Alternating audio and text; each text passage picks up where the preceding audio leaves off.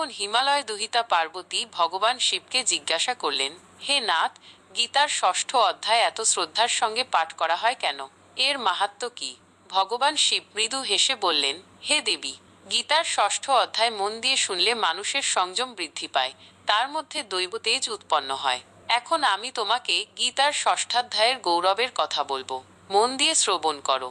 তারপর মহাদেব গল্পের মতো বলতে শুরু করলেন, গোদাবরী নদীর পবিত্র তীরে প্রতিষ্ঠান নামে একটি নগর আছে। আমি নিজেই সেখানে পিপ্পলেশ নামে অধিষ্ঠান করি। অনেককাল পূর্বে জ্ঞানশ্রুতি নামে এক পরাক্রমশালী রাজা সেখানে রাজত্ব করতেন।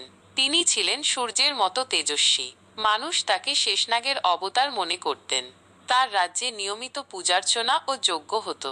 যজ্ঞের পবিত্র ধোঁয়ায়, সুগন্ধি অগুরু ও ঘিয়ের গন্ধে সমস্ত নগর মম করত।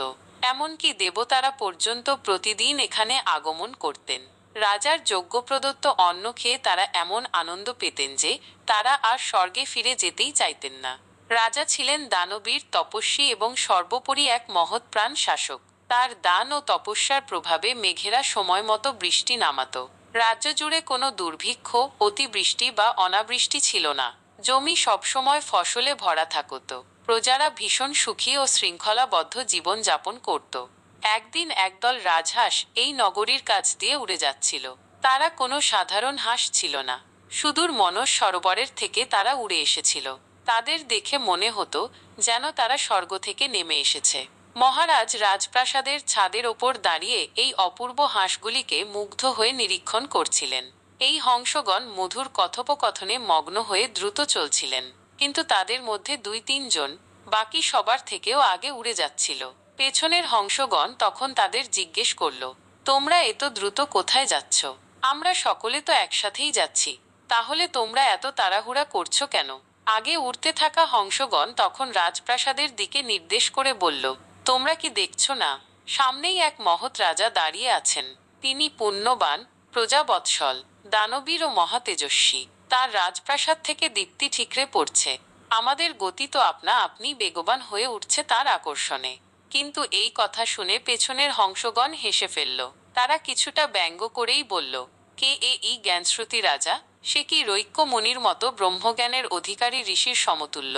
এইসব কথা যখন আকাশে উচ্চারিত হচ্ছিল, তখন রাজা জ্ঞানশ্রুতি ছিলেন নিজের সুউচ্চ প্রাসাদে। তিনি সেই স্নিগ্ধ সমীরণে হংসদের কথোপকথন শুনে বিস্মিত হয়ে গেলেন। তিনি মনে মনে ভাবলেন, আমি দেবতাদের প্রিয়, দান তপস্যায় অভ্যস্ত, প্রজাপালনে সদা যত্নবান আর এমন একজন ঋষি আছেন যার নামও আমি জানি না, অথচ দেবহংসেরা আমার থেকে তার গুণগান বেশি করছে। ঈর্ষা নয়, বরং এক গভীর কৌতূহল ও আত্মবিশ্লেষণ তার মনে জাগরিত হল। তিনি সঙ্গে সঙ্গে নিজের বিশ্বস্ত সারথিকে ডাক দিলেন, যাও, মহাত্মা রৈক্যমণি কোথায় থাকে তার খবর আমার কাছে নিয়ে এসো। আমি তাকে দর্শন করতে চাই, জানতে চাই কিভাবে এত তেজের অধিকারী হলেন। রাজার সারথির নাম মহ। রাজবাক্য ছিল তার কাছে অমৃতের মতো। সে আনন্দচিত্তে পথে বেরিয়ে পড়ল। প্রথমে সে গেল বারাণসী নামে সেই পবিত্র শহরে, যা মুক্তিদানের জন্য বিখ্যাত। এই শহরেই বিরাজ করছেন বিশ্বেশ্বর শিব, যিনি সকলের আরাধ্য রূপে পূজিত। বারাণসী সফরের পরে সারথির যাত্রা চলল গয়ার দিকে। গয়া এক তীর্থস্থান, যেখানে দেবতা গদাধর বিষ্ণু মানবজাতির কল্যাণের জন্য অধিষ্ঠান করছেন। তার দর্শন মানুষকে পুণ্যবান করে তোলে। এরপর সারথি কাশ্মীর নগরে পৌঁছয়, যা এক অনুপম সৌন্দর্যের আধার। সংখ্যাকৃতি এই শহরের প্রাসাদে স্বর্ণকলস শোভা পায়, যেন স্বর্গ থেকে নেমে আসা পদ্মরাজি। এখানে স্বয়ং দেবী সরস্বতী বিরাজ করেন, তাই এই স্থান জ্ঞানের পূর্ণ বিকাশের ক্ষেত্র। এরপর সে হিমালয় পেরিয়ে কেদারনাথে পৌঁছে পাপবিনাশী শিবের দর্শন করে, যা মোক্ষের পথ প্রশস্ত করে। এরপর গৌড়দেশে পুরুষোত্তম দেব, দ্বারাবতীতে রুক্মিণীপতি শ্রীকৃষ্ণ, সোমনাথে চতুর্ভুজ শিব এবং অবন্তিপুরে উমাসহ মহাকাল শিবের অপূর্ব লীলার সাক্ষী হয়ে সে এগিয়ে যায় ওঙ্কারেশ্বরে, যেখানে পুনরায় শিবরূপ দর্শনে সে পূর্ণ তৃপ্তি পায়। এরপর অশ্বমেধ নগরে সারঙ্গধর বিষ্ণু দর্শন করে ও বিষ্ণুগয়ার লোনার কুণ্ডে স্নান করে। রুদ্রগয়া কোহলাপুরে মহালক্ষ্মীর দর্শনে সে ভক্তি ও ভোগ দুইই লাভ করে। অমলগিরি থেকে নন্দিকেশ্বর পর্বতে বরদানকারী চতুর্ভুজ শিব দর্শন করে সে হৃদয়ে অনন্ত শান্তি অনুভব করে। পরে তুঙ্গভদ্রার তীরে সে হরিহর দেবকে দর্শন করে, যিনি যুগে যুগে মানবজাতিকে আশীর্বাদ করেন। এখান থেকে সে পৌঁছায় মহাপবিত্র শ্রীশৈল পর্বতে, যেখানে মল্লিনাথ শিব নরক যন্ত্রণা থেকে মুক্তি দিয়ে স্বর্গসুখ ও মোক্ষ দান করেন। এই শ্রীশৈলে একসময় রাম, সীতা ও লক্ষ্মণ এসেছিলেন, যা তীর্থের মাহাত্ম্য বাড়িয়ে তোলে। শেষে সে যাত্রা করে ভীমরথী নদীর তীরে বিষ্ঠল দেবের দর্শনে, যেখান থেকে গোদাবরীর উৎপত্তি। গৌতম ঋষির গৃহ গৌতমালয়ে স্নান ও জলপান করে। এই জল পান করলে ব্রহ্মহত্যার মতো পাপ থেকেও মুক্ত হওয়া যায়। অবশেষে গৌতমীর দুই তীরে নানা তীর্থ দর্শন করে পৌঁছে যায় মথুরাপুরীতে, কালিন্দী নদীর তীরে অবস্থিত এক অর্ধচন্দ্রাকৃতি পবিত্র নগরীতে, যা স্বয়ম্ভুব ভগবানের জন্মস্থান ও দেব ঋষিদের পূজাস্থান হিসেবে পরিচিত। এই নগরে মহাদেব মানিক্যেশ্বর নামে বিরাজ করছেন। একদা কাশ্মীরের রাজা মানিক্যেশ অন্যান্য রাজ্য জয় করে তার পূজা করেন এবং প্রচুর রত্ন দিয়ে পূজার আয়োজন করেন। সেই থেকেই তার নাম হয়ে যায় মানিক্যেশ্বর। সারথি যখন সেই মন্দিরে পৌঁছালেন, তখন তিনি দেখলেন একটি ছোট শকটের ওপর বসে আছেন এক ঋষি। রাজা যে সকল চিহ্ন দিয়েছিলেন তার সঙ্গে মিলিয়ে সারথি বুঝতে পারলেন এই সেই রৈক্য ঋষি। তিনি বিনম্র হয়ে প্রণাম জানালেন ঋষিকে। তিনি আশীর্বাদ করলেন। সারথি বললেন, প্রভু, আমি সুদূর প্রতিষ্ঠান নগরী থেকে আসছি। আমাদের রাজা আপনার দর্শন পেতে চান। ঋষি বললেন, তাকে এখানে নিয়ে এসো। সারথি রাজার কাছে ফিরে গেলেন। তিনি অনুগতভাবে প্রণাম করে রাজার সামনে পুরো ঘটনার বর্ণনা দিলেন। শুনে রাজার বিস্ময় আর আনন্দের সীমা রইল না। তার চোখ বিস্ফারিত হয়ে উঠল, আর তিনি রৈক্য ঋষিকে সম্মান জানাতে আগ্রহী হয়ে উঠলেন। তারপর তিনি অশ্বযুক্ত রথ, মুক্তোর মালা, উন্নত মানের বস্ত্র এবং হাজারখানেক গাভী সঙ্গে নিয়ে রৈক্যের দর্শনে রওনা দিলেন। কাশ্মীর অঞ্চলের সেই স্থানে পৌঁছে তিনি রথ থেকে নেমে মাথা নিচু করে দুহাত জোর করে এগিয়ে গেলেন মুনির দিকে। তার সঙ্গে থাকা মুক্তোর মালা, চকচকে বসন, ঝলমলে সোনার পাত্রে ঘি ও মধু, আর শত শত দুগ্ধবতী গাভী।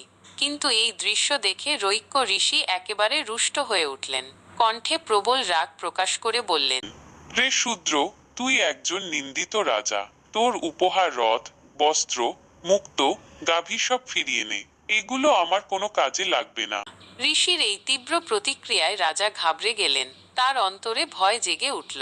তিনি বিনয়ের সাথে রৈক্য ঋষির পা ধরে বললেন, মহাত্মা, আমার অপরাধ মার্জনা করুন। আমি না জেনে আপনার জন্য উপহার নিয়ে এসেছি। ঋষি রাজার এই আচরণে তুষ্ট হলেন। তিনি রাজার মাথায় হাত রেখে বললেন, রাজন, আমি সংসার ত্যাগী মানুষ। ভোগ আমার দুই চোখের বিষ। এইসব বস্তুর আমার প্রয়োজন নেই। রাজা জিজ্ঞেস করলেন, হে মুনিবর, সর্বত্যাগী হওয়ার পরেও আপনার তেজ অতুলনীয়। আপনি এমন এক আশ্চর্য তেজ ও শক্তির অধিকারী হলেন কিভাবে? দয়া করে সেই রহস্য আমায় জানান। আমি জানতে চাই। রৈক্য তখন শান্তভাবে বললেন, হে রাজন, আমি প্রতিদিন গীতার ষষ্ঠ অধ্যায় পাঠ করি। গীতার ষষ্ঠ অধ্যায় নিয়মিত পাঠ করলে মনে বৈরাগ্য আসে। বৈরাগ্য থেকে তেজের সৃষ্টি হয়, দেহের জ্যোতি বৃদ্ধি পায়। মহারাজ, গীতার ষষ্ঠ অধ্যায় এই অলৌকিক শক্তির উৎস। এই অধ্যায়ের সাধনাই আমি তেজস্বী হয়েছি। মহারাজ বললেন, মুনিবর, আমিও এই শিক্ষা গ্রহণ করতে চাই। দয়া করে আমাকেও গীতার ষষ্ঠ অধ্যায়ের পাঠ প্রদান করুন। রাজার প্রস্তাবে ঋষি সম্মত হলেন। তিনি রাজাকে স্নান করে শুদ্ধ বস্ত্রে আসতে বললেন। মহারাজ তাই করলেন। এরপর ঋষি রাজাকে গীতার ষষ্ঠ অধ্যায় সম্পূর্ণ ব্যাখ্যা করলেন। রাজা শীঘ্রই সেটা অভ্যেস করে নিলেন। গীতার জ্ঞান প্রাপ্ত করেও তার শরীরও জ্যোতির্ময় তেজে পূর্ণ হল। অতপর তিনি বহু বছর রাজত্ব করে দেহত্যাগের পর বিষ্ণুলোকে গমন করলেন। মহাদেব বললেন, দেবী, যে ব্যক্তি প্রতিনিয়ত গীতার ষষ্ঠ অধ্যায় পাঠ করে তার দেহেও একই রকম দৈব তেজ উৎপন্ন হয়। তার সংযম দৃঢ় হয়, ফলে সে কখনো খারাপ কাজ করতে পারে না। মৃত্যুর পরে তার বিষ্ণুপদ প্রাপ্তি হয়। বন্ধুরা, ভিডিওটি ভালো লাগলে অবশ্যই আপনার কাছের মানুষদের ভিডিওটি শেয়ার করুন। গীতার মাহাত্ম্য সারা ভারতবর্ষে ছড়িয়ে দেওয়া আমাদের কর্তব্য। এরকম আরও ভিডিও পেতে আমাদের চ্যানেলটি সাবস্ক্রাইব করুন। হরে কৃষ্ণ।